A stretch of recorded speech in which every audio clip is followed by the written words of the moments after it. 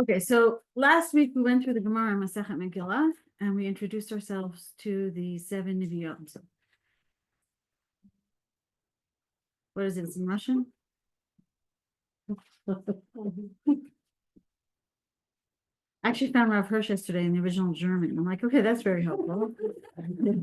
That's why I don't mind bringing it in English whenever I bring it, because both are translations. Both of them are translations. Yeah, So- that's why I don't, yeah, I have that also. Okay, Okay. so last week we introduced ourselves to the 7 Neviot, and we went through each Neviah and why that person is considered a Neviah, a prophetess, right? So today we're going to start with Sarah, and I made myself like a bit of a schedule. We're going to have, I think, 6 classes on Sarah before we move on to the next one. Not all the class. What? You're laughing at me because I don't believe you. you don't believe me. Gee, is that like past, Experience. that is, yeah, future performance. I'm giving myself space for 7. Okay. That's why I said 6. Okay. So until 8, I'm joking. Classes on Sarah Imenu. Obviously, not all the classes are going to be about her nivuah, right? A lot of them are going to be backgrounds about her story.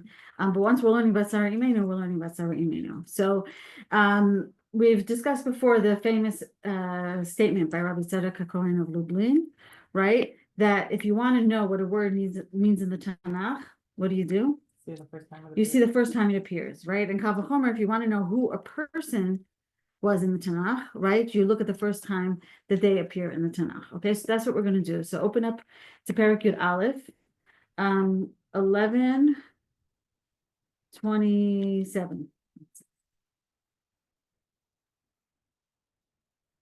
Okay, Ve'ela Toldot Terach. Terach.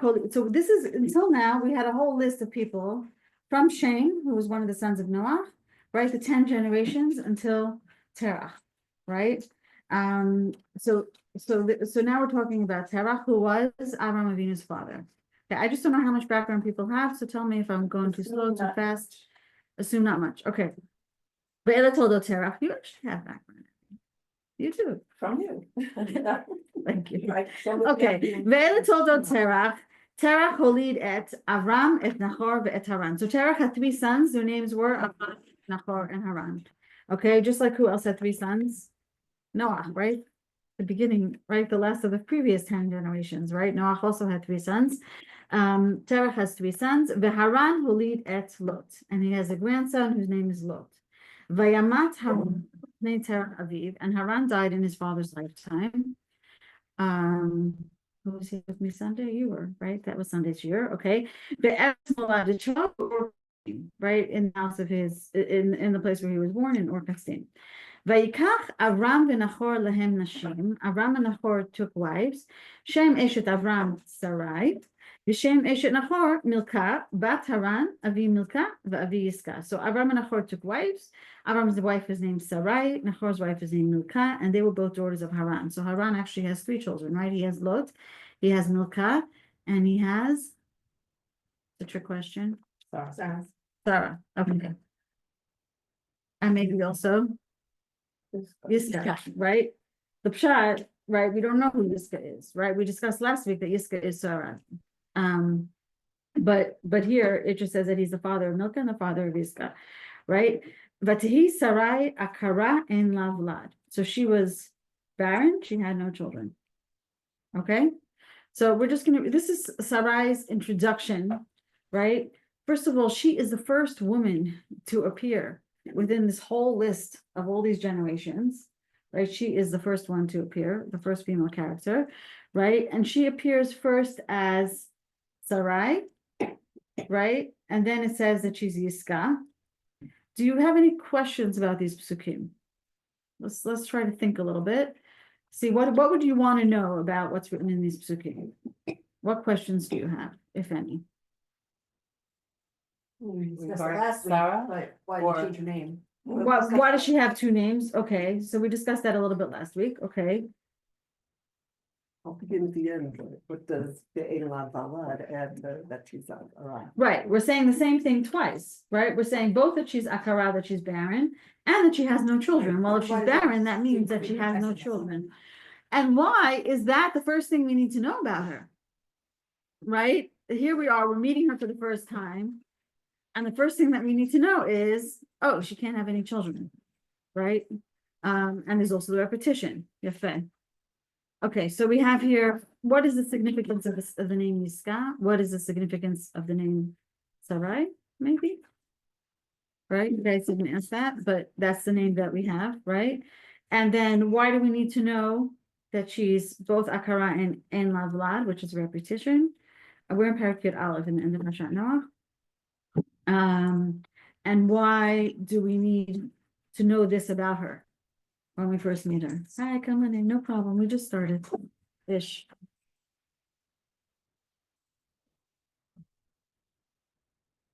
Okay, any other questions?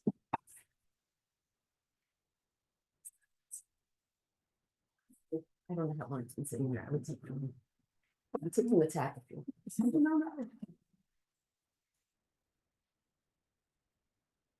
Okay, so any more questions?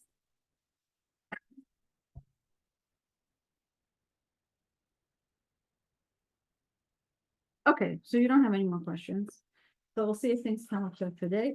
What we're gonna do now is we're gonna look into the name Yiska, which we discussed last week. Her name is Yiska because Hisocha Beruach HaKodesh, right? That she sees, what's that? Yes, go for it. It doesn't say, Sarai's father. Okay, right, what does it say? It says Sarai was the wife of Avram, and then the daughter of Haran was Milcah, and he was the father of Milcah and Yiska. It doesn't say that Yiska is the daughter of Haran, first of all. It should say Benot Haran, right? Right. Benot Haran, Milcah and Yiska, right? Why is just Milcah called Bat Haran, right? And why isn't she, and if he's going to say Bat Haran, so why isn't Yiska also called Bat Haran, Yeah. right? Or Sarai called Bat Haran, right? Okay. So so we're also going to talk about those questions, okay? The questions are always better than the answers. I'm just reminding everybody. My caveat before I start.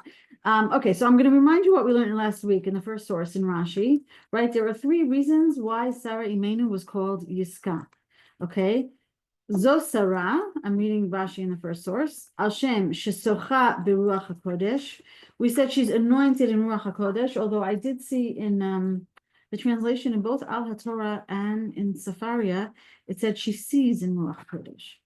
The translation of Rashi, which was just interesting because I looked up the showish in all different possibilities and I couldn't find it. So but that's what Rashi means, right? That she sees in Ruach HaKodesh, v'shahakol sochin biyofia, right? Everybody looks at her beauty. V'lashon nisichut, and Rashi adds another explanation onto the 2 explanations that we have in the Gemara, and that is royalty, princelyhood, dignity, right? Kimo Sarah, right? Which means the same thing as Sarah. What does the word Sarah mean? Right, it's like a princess. Oh. Or it's a oh no, what's that called? Like a ruler that's the ruler that's like under the king, a sar. No, how do you say that? I had the word. Officer. There's a better word. Something like that. Some kind of officer or something like that. So either a princess or some kind of person who's in charge of a lot of people. No. No, like They a, like all these ladies in raining. no, not them, not them. Let's say we have a Sarah Pnim, right? Ministers, thank you, or a minister. Yes, okay. So I had to think what that was. Okay, right? Or she's a minister, right? Milashon Srarut, right? So he puts Nisicha, right? He connects Nisicha to Yiska, right? Which seems similar, right? And he says that it's also princessliness. Okay, so okay, so now how do we know that Yiska is Sarah? Okay, so the Siftei Chachamim basically tries to answer that question, and he tries to say, how does Rashi know that Yiska is Sarah? Okay, what's that look? What happened before? What happened before? What do you mean? Okay. So okay, so you deal with that. Okay, Beseder, Avanti. I'm sorry. No, I thought your look was okay. Okay, let's start the first line like close to the end. V'yesh lomar Dehochachto mima shektiv lefanav. Right? His proof is from what it says before. Avi Milka va'avi Yiska. Right? The father of Milka, the father of Yiska. Imken Hakra moned bnei Haran, right? The Psukim are telling us who are the children of Haran. Ve'imken lama lo managam Sarah shegam hi hayta ben Haran, right? Sarah, we know, is a daughter of Haran. Now, how do we know that, by the way? Probably because we know that Yiska had Sarah, right? But in any event, right, the Siftei Chachamim is saying, if we're counting the children of Haran, and Sarah is one of the children of Haran, then it must be that Yiska is Sarah, right? Shigam hi ben Haran, lekach piresh Yiska zo Sarah. And then he brings a very cute reason. I thought it was cute. Sarah be'atbash is, you all know what atbash is?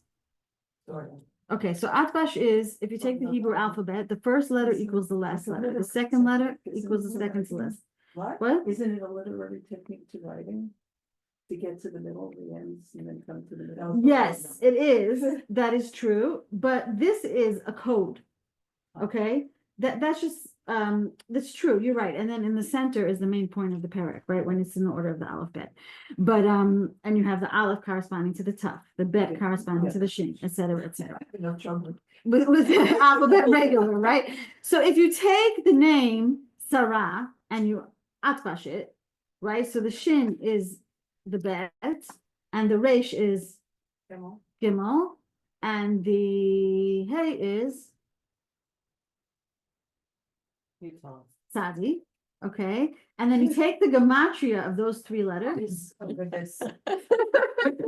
Bet Gimel and Sadi. I thought it was adorable. Bet Gimel and Sadi, which is 95, which is the same gematria as what? Yiska. Very good. Good guess, right? Which is just a very cute thing, but he's trying to show you that intrinsically, right, these two names are the same thing, okay? Here she's Sarai, not Sarah. That's a different point. Okay, we're going to talk about, so we're first going to talk about the name Yiskat, then we're going to talk about the names Sarai and Sarah, okay, and switching the name from Sarai to Sarah, okay? So, but the Ibn Ezra actually says something a little bit different. How do we know that Yiskat is Sarah? Says the Ibn Ezra in source number 3, V'kadmonenu amru she Yiskat is Sarah, v'im b'dir kabbalah nikabel. Right, what does he say?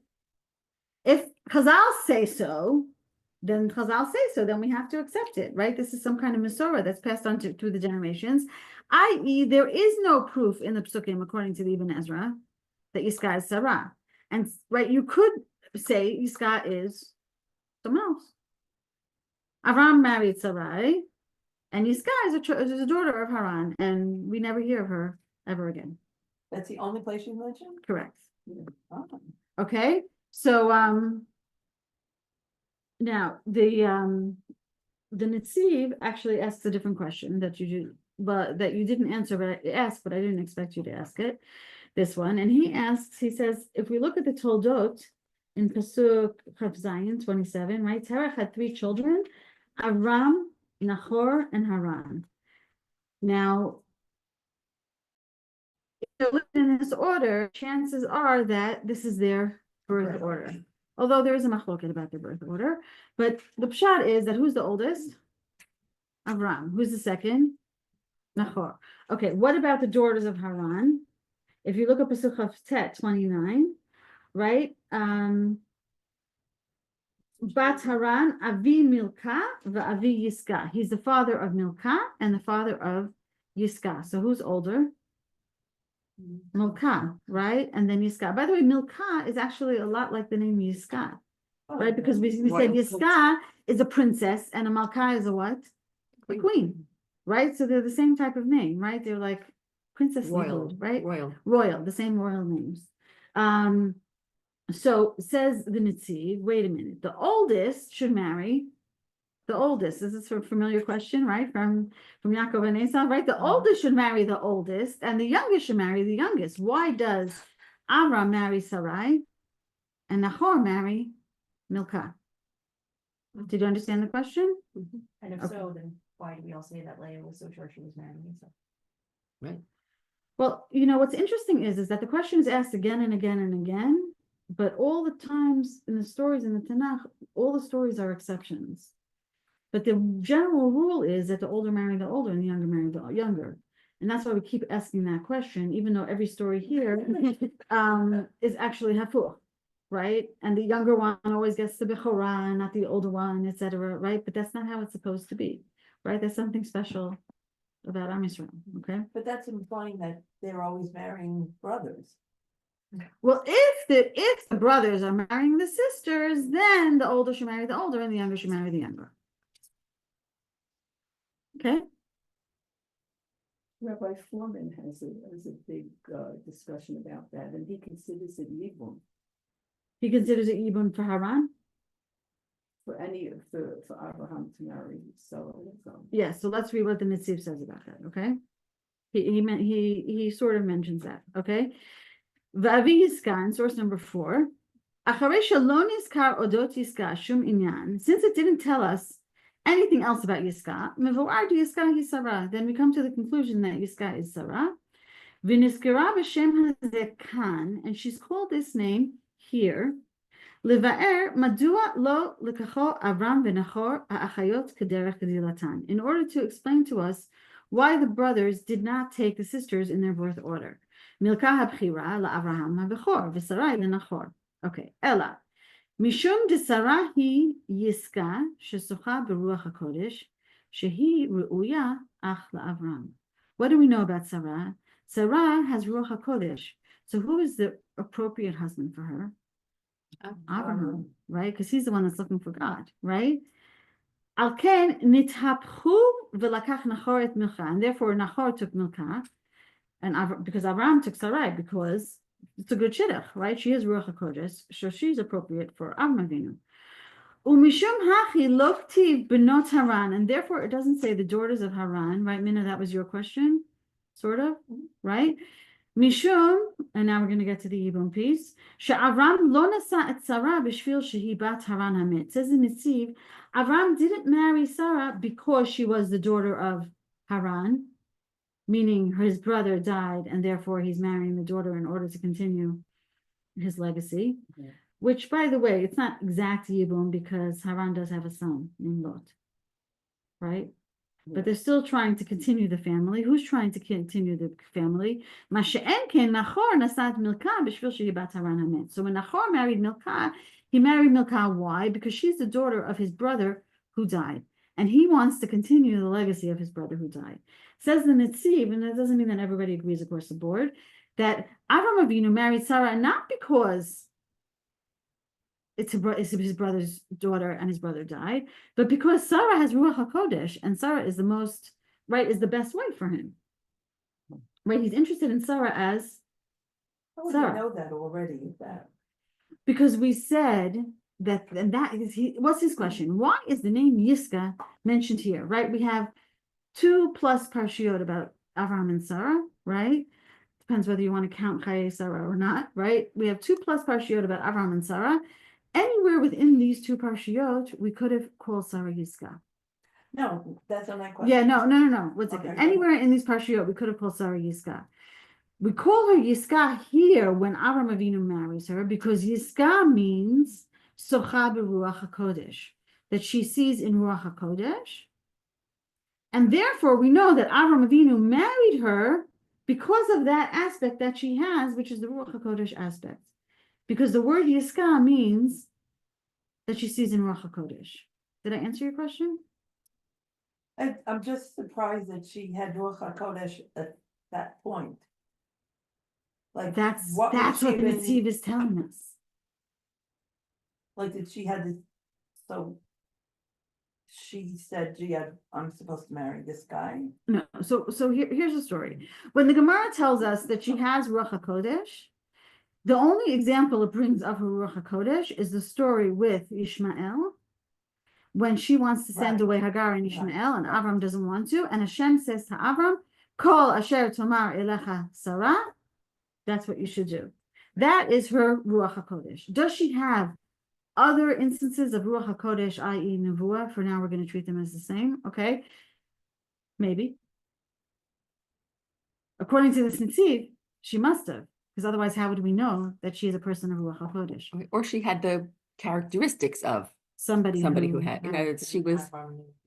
Right, that's. Because Avram Re- recognize. Recognize it, So how, like she said, she was Well, you a, don't recognize if someone's very spiritual. yeah, there's like a, if, Yeah, there's a certain, okay, so, I mean, nowadays we don't have Ruach HaKodesh, so we don't know how. but it could be to- someone who has it, knows to recognize. Okay, So so that's why 6 weeks will be. I thought of actually starting today with teaching you the difference between Ruach HaKodesh and Nevuah, but let's first talk about Sarah Imenu, where we'll get to that at some point, okay? But it's someone who has Now, that, does someone have a pen? I'm gonna Yeah. put a reminder, maybe even Yeah, next I week, we'll see. someone who Next has week that is tuna is someone who's gonna likely recognize it in others. Like, it's.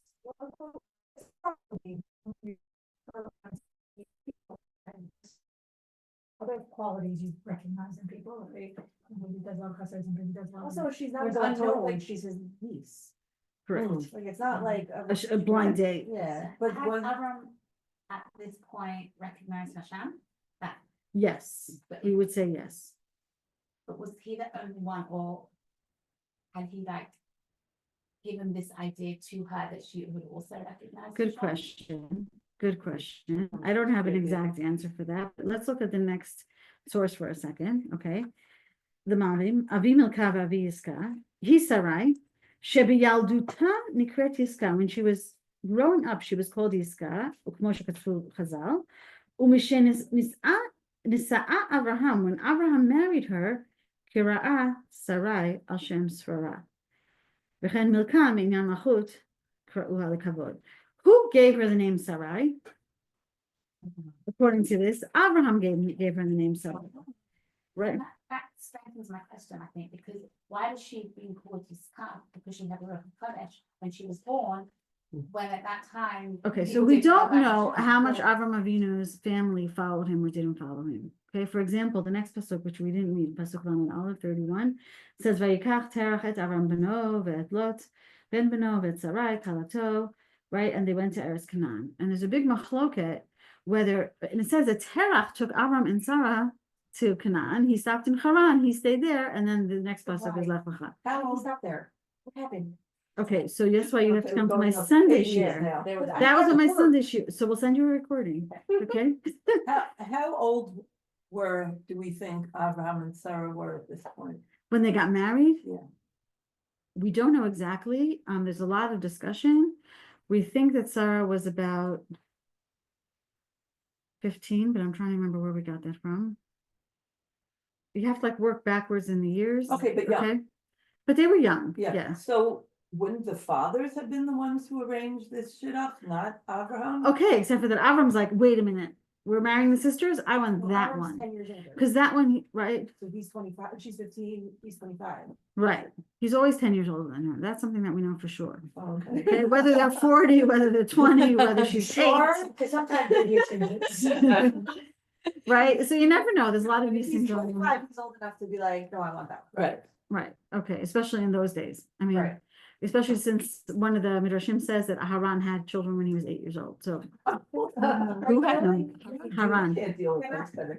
No, I really, that is something I like would love to know about, understand, like, we focus on the young and we focus on like 70 plus and like. I feel like life was so much longer than like how, like, what was that middle age group? It's like a psychological question in my head, like, was that like what we view as like younger, like young adult, like what is? how did they see themselves Yeah, at those like, age? cause if you're 75, but you could leave 600, that's not the same thing as a 75. Right, also like Right. you Right. also wonder, like, I don't live till 175. He felt like he was very old. He had a baby when he was 90. Right. But if he lived till he was 175, so that's sort of like 40. It's not so crazy.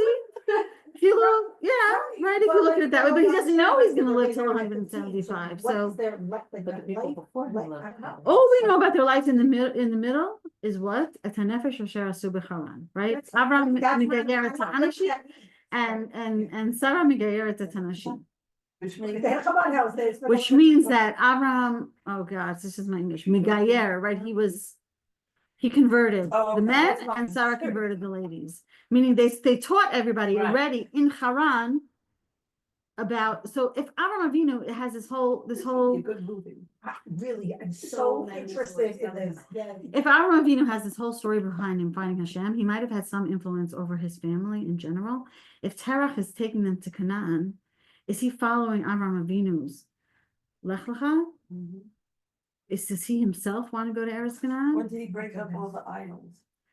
Okay, so you can also get a recording. I taught this all on Sunday. I don't like homework. Okay, so you don't like homework. It's amazing. So, But I listened to it. I'll send it to you now. I would really. Okay. no, let's do No, but I'm year saying of this, I we'll listened listen to. it this. This year, year, we- started before okay. it. So let me say two No, the sentences ones about on Sunday Sunday. Shir, okay? Basically, when Avram, we have this whole midrash to fill in Avram Avinu's background about when he, right, we just, it all of a sudden just says, Lech lecha ma'artzecha. Why did Hashem pick him? What do we know about him, right? And there are a lot of midrashim.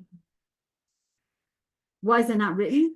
He was already on the way, like the life plan was all ready to go to Canaan. Why is it such a considered a desire that he was sent to Canaan? Okay, He hold was on a already- second. I have a lot of. I think we have I'm sorry, totally lost- No. You're off topic, but there's a lot of different answers Right, to what yeah, you're saying, and I can't say all of them because I don't want to totally go away from Sarah, although this is her family. Okay, so the whole story where Avram breaks all the idols.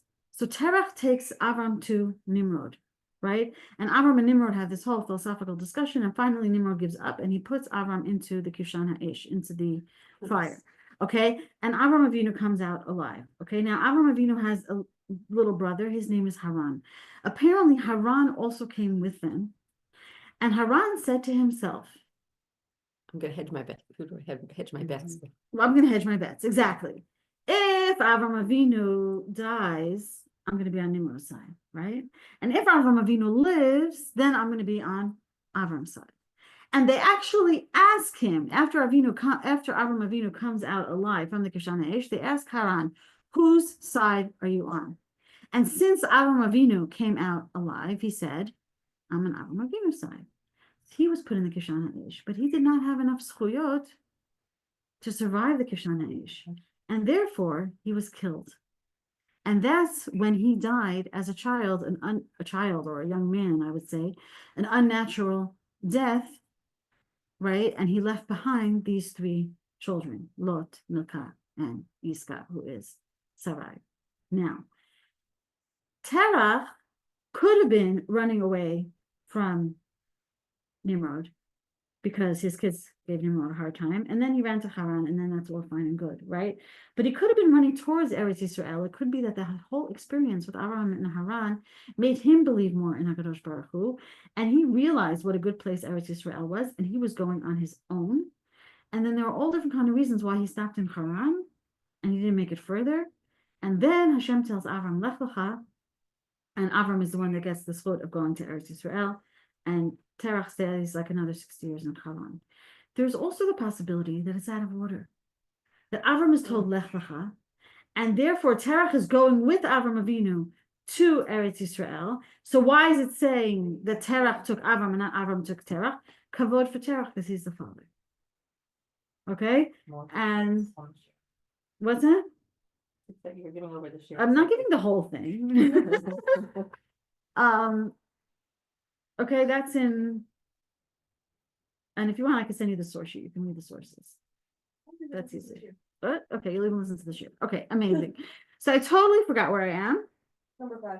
Help me out here. Okay, so number 5. Okay, so her whole childhood, her name was Yiscah. She didn't have 2 names in her childhood. Her name was Yiscah. When Avram Avinu married her, he called her Sarai. It's like a kinui almost, like All right. Oh, my princess. Right. Right. Okay. So so let's talk about that she had one name for her childhood and another name for when she was growing up. Now I was debating whether to bring this source because I have to tell you the truth, Abby, I don't know if I can translate the whole thing, but I will paraphrase it. Okay. How is everybody else's Hebrew? Just not trying to put anybody on the spot, but I just want to know how much I need to. Okay. The Gur Aryeh is the Maharal, and the Maharal wrote a Perush on the Perush of Rashi. Okay? Okay. Zusara, De'im lo ken, Yiskan mantakar shma she'amar avi milkava avi Yiska, right? So he's saying, Rashi says that Yiska is Sarah, because if Yiska is not Sarah, why bring up this Yiska in the first place? What do we care about her? We don't know anything else about her. Elazo Sarah, she's Sarah. Vikashya, Dilama krakan al shem haniviut. Why is her name that is referencing her prophecy or her ability to prophesize? A prophetessness? No, that's not a word. Yoter Yarek Tov Zeh b'Parshat Vayera. It would have been better for us to write her name that had to do with prophecy in Parshat Vayera when she actually had prophecy, right? Desham lo matzi limitay lomar dehi isha acheret. And over there, nobody's going to make a mistake and say that she is somebody else because the whole story is talking about Sarah. So it will be clear that we're talking about Sarah, right? V'lichtov, it should have said, Kol asher tomar yiska shma bekola, right? That's an excellent question, right? Why tell us her name was Yiska here when you can tell us her name was Yiska when she actually has the Ruach HaKodesh, and then it also would be less confusing, okay? Umiha en zakashya. No, it's not a question. And then here he says something quite amazing. Shahatorah nichtevet kach lemi she'eno yodea lahavin. So the Torah is written in such a way that there's some people that don't really get all the messages that the Torah is trying to give us, right? And they understand everything on a very superficial level. And people who understand it further, so they will know more, right? The Torah speaks to each person according to their ability to understand the Torah. ומפני כך, אם אינו כוחו להבין כי יזכה על שם שזכה ברוח הקודש, so therefore, if he doesn't have the ability to understand that יזכה means זוכה ברוח הקודש, יבינו שהיא אישה אחרת. So fine, he'll understand that she's somebody else. לא נורא. אבל למי שכוחו להשיג יפה, somebody who has the ability to understand deeply, והוגשה לו דאחר שלא נזכר יזכה בקרא, my balomar de avi yiska. So since yiska wasn't mentioned before, what does it mean when we say avi yiska? Yachol lefaresh shehi Sarah, could understand that it's Sarah. V'nikret yiska al shem ruach hakodesh she'tasocha bo, aval lekaman en lomar shehi acheret. But somebody who could understand more deeply will understand that Sarah has ruach hakodesh. And now this whole preface is basically telling us what I'm about to tell you. You're not really going to understand. Okay, this is why her name is here. Or he's saying it. I believe he's saying it. Oh, he's saying Right. you're not gonna understand. He's saying there are those that can really get the deep message here, and those that can't. Right, so maybe we can understand that Yiska is Sarah because she's Socha Baruch HaKodesh, but I'm not sure that we're going to understand 100%, although it is a beautiful idea to the level that we can understand it. Why Yiska is mentioned here? You're worried it's going to spill. Okay, I just wanted to have it available, but okay. Okay. Omnam, davar zeh hu nifla ma'od lemivin. Right, so somebody who can understand this is an amazing thing. Okay, shehu asher amru chachamim zal kol hanose isha l'shem shamayim ki'ilu yiladat. Chazal say, right, in Masechet Sota, that somebody who marries a woman l'shem shamayim for the sake of heaven, it's as if he gave birth to her. That's weird. It is weird. ולפיכך יש לאישה שתי בחינות. A woman has two aspects, והם שתי לידות, and that's as if she's born twice or she's recreated, right? האחד לאישה, one aspect is to her husband, ואחד לאביה, the other aspect is to her father.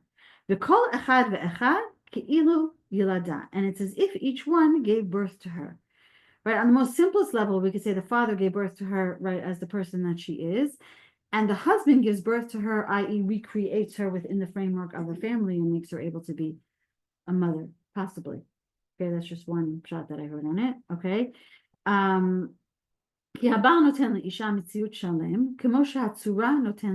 This is very classic Maharal.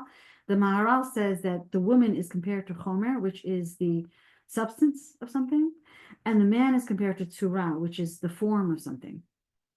Okay, and the relationship between man and woman is the form giving shape to the substance. I told you, we weren't exactly going to understand it, okay, but this is a very Maharalian idea. And therefore it's as if he gives birth, somebody who marries a woman for the sake of heaven, is as if he gives birth to her. And therefore it says, Sarah kalato eshet Avraham beno. Tav la shem miyuchad, ki shem ze haya leSarah b'shvil Avraham. Right, so later on, when it says that they went to Eretz Canaan, right, in Pasuk Lamed Aleph 31, it says Ve'et Sarai Kalato, and Sarai, his daughter-in-law, Eshet Avram beno, the wife of his son Avram, right, because that name Sarai is specifically for who? For Avram. It's like taking on, your husband's last name. Like, It's sort of like taking similar. on her husband's last name. It's I like guess a you could look at it that way, right? But she has like a new aspect here. Right? She's now his princess. She's now his minister. Okay. What's And- the difference between Sarah and Sarai? Like which one We're gonna means get there. princess and minister and which one? Okay, so Sar is a minister. Right. So Sarah we're saying is a female minister, i.e. a princess. Right. We're gonna talk about those names in like 5 Okay. minutes. Okay. Sorry. No, it's totally fine. So I'm gonna finish this. This is very, very nice. It shows you kind of the balance in their relationship. כי לעולם היה שם שרי נמשך אחר שם אברהם, כשהוסיף ה' לאברהם, הוסיף ה' לשרי, right? Sarai was written with a yud, right? So there's a famous midrash that the yud was taken from Sarai's name and given to who? Yoshua. Yoshua. So here's another midrash. The yud was taken from Sarai's name. Yud is 10. Split it in half. You have a hey for Sarah Oh, cute. and a hey for Abraham, right? From Avram to Abraham, That's cute. right? ולפיכך יש שם שרי מפני אברהם. אבל שם יסכה לא היה לה מפני אברהם. She didn't have Ruach HaKodesh. She wasn't so great spiritually because of Avram Avinu. שהרי אברהם היה תפל לשרה בנביאות. She was a greater Neviah than Avraham Avinu. The credit does not go to Avram Avinu for her spirituality. ולפיכך מזכיר שם יסכה אצל אביה, and therefore the name Yiska is mentioned by her father. V'hu inyan nifla lamegin, right? And this is a beautiful thing for someone who gets it, right? I.e. not us, right? But no, because there's all these Kabbalistic ideas here of the Chomer and the Torah that I don't profess to understand ad hasof. But what I do understand here is that she was Yiska. That was her nature. That's who she was as a human being, someone who is Socha b'Ruach HaKodesh. When she got married, she also had the identity of Sarai, right? Which we're going to talk about in a second. Okay. But the essence of who she was Yiska. She did not learn all this from Avraham Avinu. Now, do we have midrashim about Sarah looking up at the sun and the moon and the stars and figuring out that there's God? We don't have any such midrashim.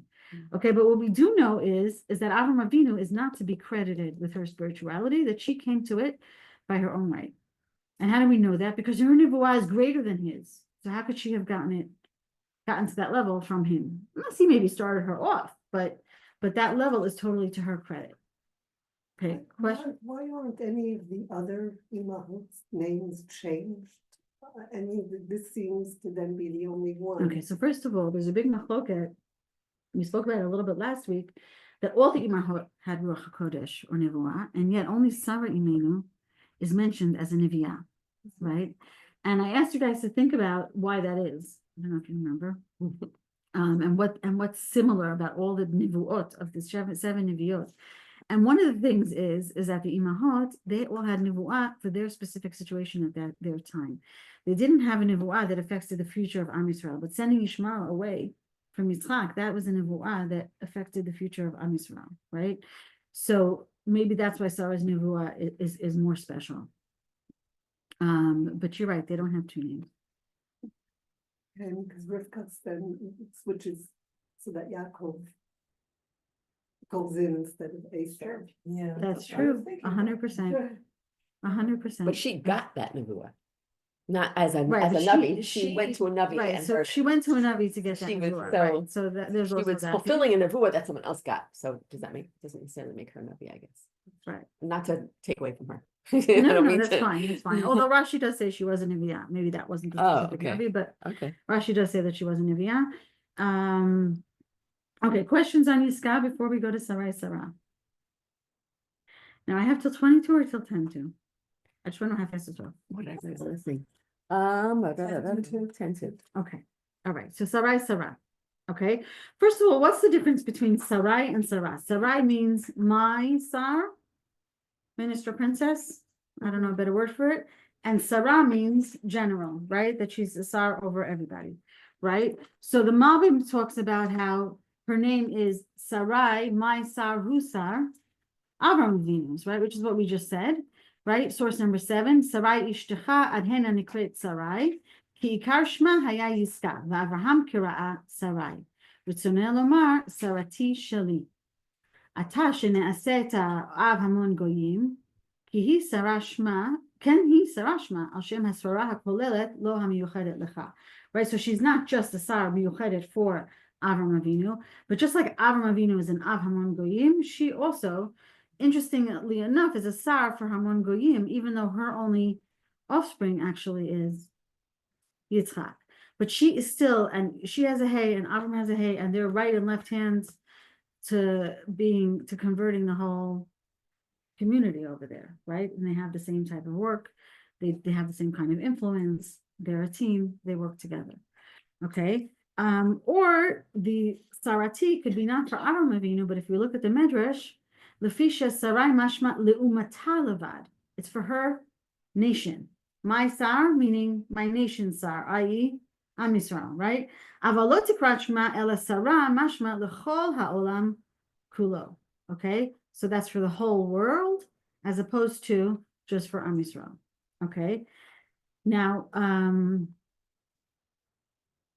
the Rav Hirsch. Okay, I'm going to give you some background of what Rav Hirsch is. Let me just read to you here. Look at the English for a second. Look at the first paragraph. That the English is on page 4. I brought you in Hebrew, but I cut out a ton. It's like 3 pages. I mean, it's a very long Rav Hirsch. Rav Hirsch explains let's just read the first paragraph and then I'll tell you what his By the way, the problem is. English and the Hebrew don't match up 100%. No, they don't. I Which read both of them. Yes. Okay. I Up till was hard now, to tell when to Yeah, you got to stuck, stop. I right? did a couple up times. till now, the covenant was, as it were, made solely with Abraham, and only the male descendants are thought of as factors of this particular covenant. Because what covenant was that? Brit Milah, right? So Brit Milah is only who? The men, right? But there, Sarah is called upon in completely equal worthiness and importance as a second, no less essential factor of this whole covenant promise. And just as Abraham's significance in this covenant was to be perpetuated by a change of his name to Abraham, so here, henceforth, is the equal essential importance of Sarai to be perpetuated by changing her name to Sarah. Now, Rav Hirsch has a problem, okay? This is grammar. If you don't want to get it, you don't have to, okay? But if I say someone is a Sar, they're Sari, right? If someone is a Sarah, right, a female Sar, and they're mine, how do I say it? Sarati. Sarati, right? Not Sarai. So that means like my officers. Right? And if you want to say officers in plural, you would say Sarotai.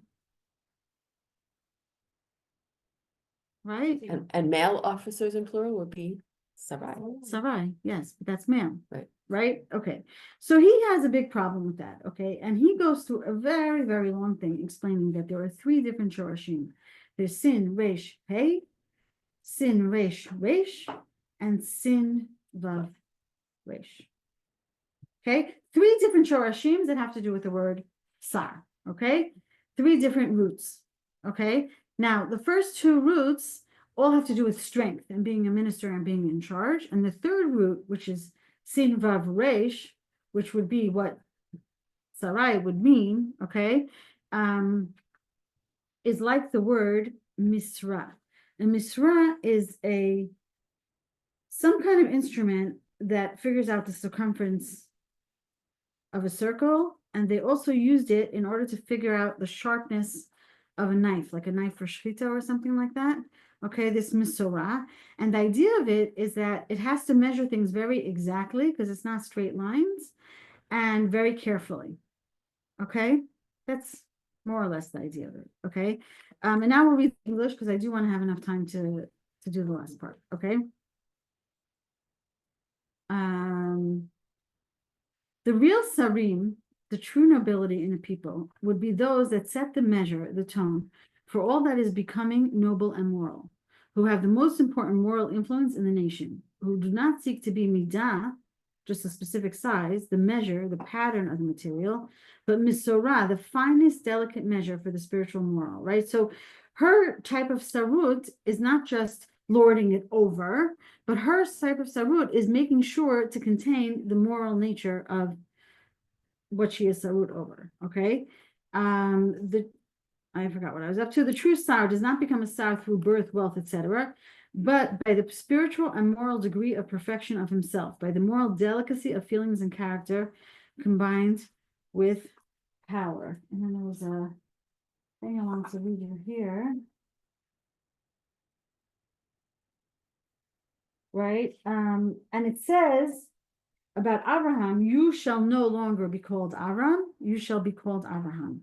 But here, open up to Perek Yud Zayin, right? It says about Sarah, Perek Yud Zayin, Pasuk Tervav, 17:15. Vayomer Elokim el Avram, Sarai ishtecha lo tikra et shma Sarai, ki Sarah shma. Don't call her Sarai, because Sarah is her name, meaning she already is that. That really supports whoever it was that said that Sarai was a name that Avram gave her. Because Right, it says, because Sarah it is says, don't call her that. don't call her meaning- Sarai, call her Sarah, because meaning- that's her name. Right. But Meaning that's who she Sarai is. was That right. is her nature. Right. It's interesting.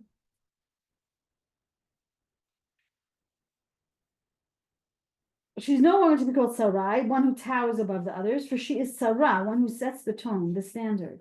This trait is what makes her worthy of being Avram's wife.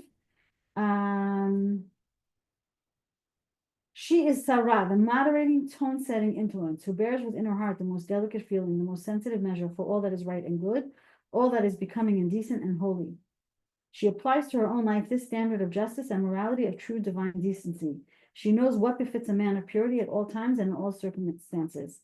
And with sensitive judgment, she evaluates everything by this standard. And I think what's very interesting, we're going to learn the stories in order, right? Today we're just learning the names. But when does her name get changed from Sarai to Sarah? After the first story with Hagar. When she sends Hagar away, I'm sorry, when Hagar runs away, and it says Vata'aneha, right? That Sarah tortured Hagar, right?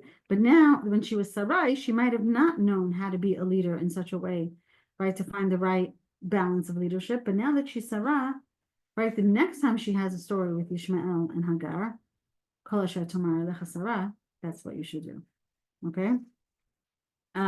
Okay. We're going to move on to Akara and Lavlad. Is that okay? Okay.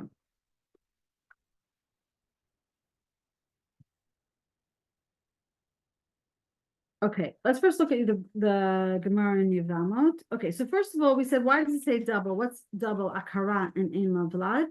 So look at, we'll do the Amar Rabbi Yitzchak soon, but let's just do the Amar Rabbi Nachman, Amar Rabba Bar Avuha, Sarah Imenu Ailoni Taita, which means that she had no Beit Vlad. She didn't have a uterus. Okay, she wasn't just barren, but she didn't have a uterus at all. Okay, and that's why it's going on to tell us not only is she barren, but she doesn't have any chance of having a child. Yeah, but later I would say that she was menopause, right? The Torah says, what's the? Adina, Yeah. that she starts getting her period. Yeah. But why do you say she was a menopause? Because it says, I thought. It said something. About Talmud? Yes. Oh, that was something else. Haitali Edna? Yes. Okay, so I just want to tell you that this Gemara comes up with like 4 different answers. But I think that the idea is that when it says Vayifkod, right, Hashem pakaret Sarah, he gave her a uterus. Oh. And then she was able to do all those things, have a period, have a baby, in a totally natural way. Okay, if you find it, let's come back. And what's interesting here is in the Medrash, they tell us that Vati Sarai Akara Amar Rabbi Levi B'chol Makom Shene'emar Ein La Havala. Right? It says Sarai was Akara, she was barren. Ein La Vlad, she had no children. Everywhere it says Ein La Havala. Eventually, she's gonna have. Right? That's when they use that terminology. Ein La, it means she will have. Ein La now, but she will have in the future. Right? And he brings other examples, right? Vayhi lePnina Yiladim, v'lechana ein Yiladim. Right? Penina had children, but Chana did not have children. It says ein Yiladim. Chana eventually had a child, right? Okay, so he brings examples, right, of these ein La. The ein La means that in the future she will have, okay, and that kind of sets up the potential for her to have the children in the future. Okay, so I brought you here 3 different answers to this question of why she's an akara, and maybe it also explains, some of them might explain to us a little bit why we have to know right away that she's an akara, although I didn't find like a complete answer to that. Okay, so I'm going to bring to you these 3 answers that I found. Okay, the first one is of Rav Yedid in his book about the Sheva Imahot, the green one, right? Everybody know what I'm talking about? Sheva Neviot, I'm sorry, not Sheva Imahot. There's Arba Imahot. There's no such thing as Sheva Imahot. Scratch that. The Sheva Neviot. So Rav Eliyahu Yedid has this book about the Sheva Neviot. Okay. I'm reading number 12. Yes. Yes, I started reading. Okay, good. So on page 21, he says as follows. Mashma'ot ha'hoda'ah Toranit ki Sarah akara in lavlad. Okay, so the Torah is telling us that she is barren, she doesn't have children. And the mashma'ot of it, the meaning of it is that the Ummah Yisraelit asher sharsha b'Sarah, right, the Jewish nation that is rooted in Sarah Imenu, ba'al la'olam ba'ofen nisi u'pla'i, right, they come into being in a totally miraculous manner. Right, right, because they come into being by means of a woman who had no chance of having children. Am Yisrael nolad ba'ofen al TV, right? The Jewish people were born in a supernatural way. And this is something that we need to understand about the Jewish people. In its creation, and in its existence in the future. Am Yisrael nolad me'em akara she'en lavlad. Notice we call them all imahot, and they were all akarot, right? So imahot doesn't just mean mother of children, but it means those who set the roots of the nation and what the nation is going to end up being. And he said, Dafka, we had to be set up by Sarah Imenu, so that the whole way the Jewish people came into being would be something supernatural. I don't know what I'm up to. 3rd to last line, I guess. Right?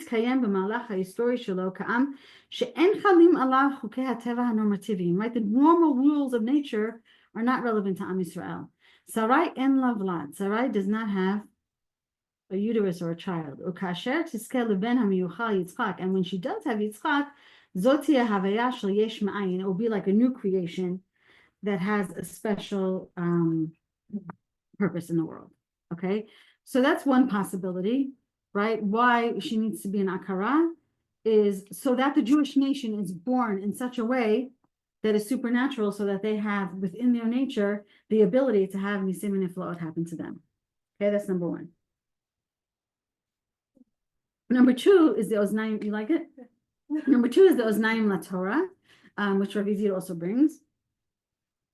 And he says something interesting, which I wouldn't have expected, which I found impressive.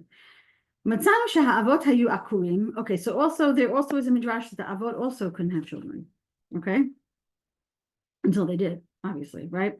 So that they would be available to convert people, to bring people into the fold, right? And only when they were older, right? When they finished doing their work, and this is what happened in the 70 years in the meantime, Rebecca, right? And they finished doing all that work. then, only then did they have children. First, they need to be available to do the work that they need to do. V'Sarah shehayta gdola b'nevuah me'Avraham, and Sarah, who was greater than Avraham in nevuah. This is how your life should be, right? You know, like your time where you work and your time where you raise your kids and your time. Okay. ועבודתה לגייר את הנשים הייתה חשובה ביותר. She had very important work to do to convert the women, and she needed to be available to do that work, right? That's basically what Rav Soroskin says, okay? And what you like that This- one? I really like this. I think that there is a lot of merit to this. So there's actually a famous story about Nechama Leibowitz, Zichronah Livracha, and she was talking about the difference between the word Isha and the word Chava. And she was saying the word Chava is from Chai and its ability to bring in more children into the world, and the word Isha is the woman herself, her cognitive abilities, her personality, all her capabilities, etc. And Nechama Leibowitz said that she would be willing to be mevater on all the Isha that she had in her just to be Chava once, right? Because she wasn't able to have any children. So it's not such a simple balance, right? I know we try to do everything, which is not easy. Anti-feminist feminism. What? Anti-feminist feminism. Yes, exactly. Okay, and the last one is the famous answer. Look at the Gemara in Yevamot, source number 10. Amar Rabbi Yitzchak mipnei ma hayu avotenu akurim. Why were our avot and imahot barren?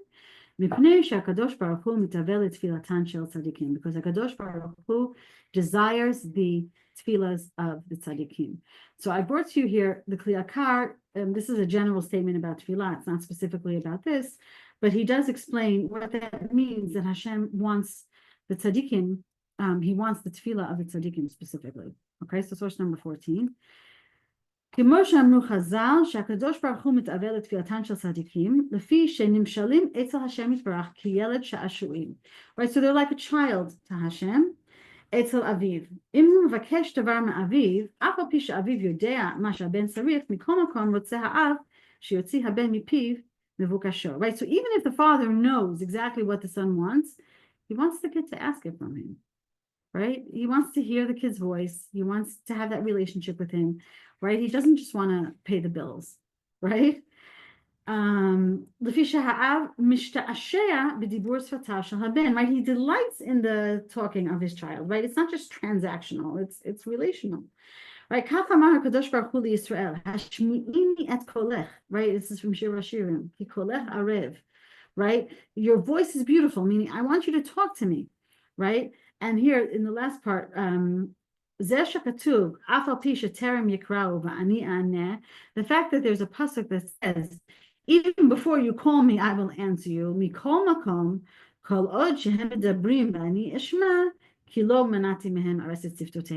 But that doesn't mean that it's not preferable that Hashem doesn't want the tefillot of the tzaddikim.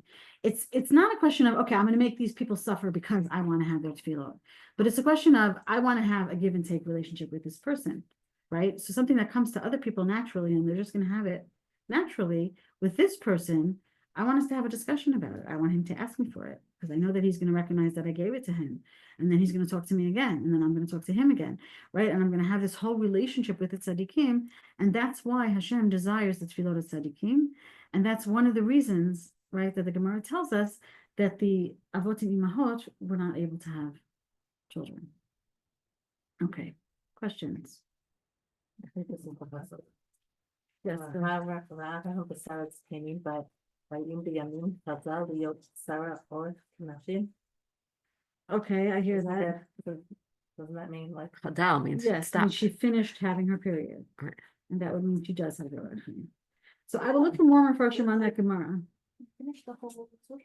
Yeah. I'm very impressed. Aren't you impressed? I am very impressed. And I was worried I didn't have enough to say, so don't worry. I remember, like,